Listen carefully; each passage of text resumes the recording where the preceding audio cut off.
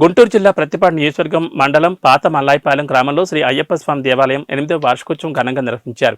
ఈ కార్యక్రమానికి ప్రత్తిపాడు నియోజకవర్గం వైఎస్ఆర్ కాంగ్రెస్ పార్టీ సమన్వయకర్త బలసాని కిరణ్ కుమార్ మరియు రాష్ట్ర ఆరోగ్య శాఖ మంత్రి విడుదల రజని ముఖ్య అతిథులుగా హాజరయ్యారు. శ్రీ అయ్యప్ప స్వామి దేవాలయంలో జరిగిన ప్రత్యేక పూజా కార్యక్రమంలో పాల్గొని స్వామివారి ఆశీస్సులు స్వీకరించారు మరియు అన్నదాన కార్యక్రమంలో పాల్గొన్నారు. కాలనీ వాసులతో కలిసి పలు సమస్యల గురించి తెలుసుకుని వారికి అన్ని విధాలా అండగా ఉంటానని హామీ ఇచ్చారు.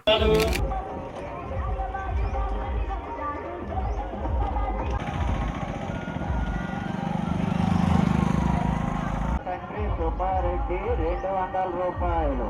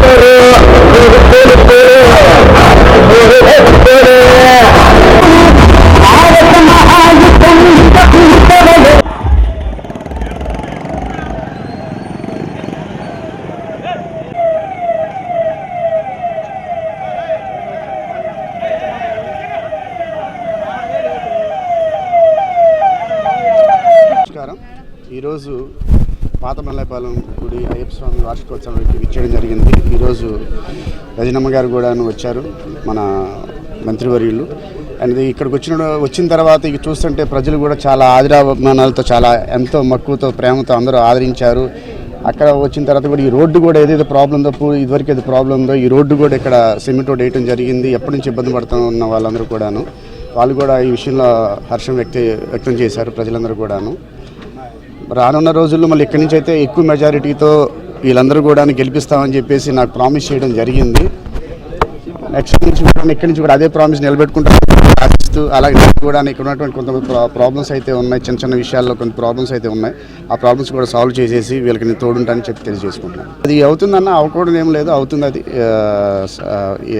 వీలైనంత త్వరలో అది కూడా అవుతుంది, అది ప్రాసెస్లో ఉంది. అది కూడా యాక్చువల్లీ డయేరియా ఇష్యూ అయితే పెద్ద మేజర్గా అయితే పెద్దగా మీరు చెప్పినంతకైతే లేదు, కానీ బట్ ఆ ప్రాసెస్లో కూడాను ఈ డయేరియా ఇష్యూ కూడా సాల్వ్ చేయడానికి కూడా ట్రై చేస్తున్నాం. ఈవెన్ వాటర్ ప్రాబ్లం కూడా మ్యాక్సిమం సాల్వ్ చేసాం. మేము వచ్చిన తర్వాత చాలా వరకు సాల్వ్ చేసడం జరిగింది.